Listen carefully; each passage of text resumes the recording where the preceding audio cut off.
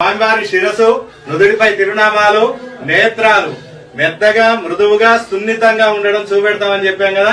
ఇక్కడ ఈ ఆకు కనపడుతుందా అందరికి? ఇదిగోండి పుష్పం కనపడుతుందా? కనపడుతుందా? ఇదిగోండి మళ్ళీ ఒకసారి ఇక్కడ పుష్పం చూడండి, కనపడుతుందా? ఒకసారి అందరూ కూడా చూడండి. మెత్తగా మృదువుగా సున్నితంగా ఉంటారు స్వామివారు. ఇదిగోండి ఇలా నఖశిఖ పర్యంతం కూడా కనబడిందా అమ్మా?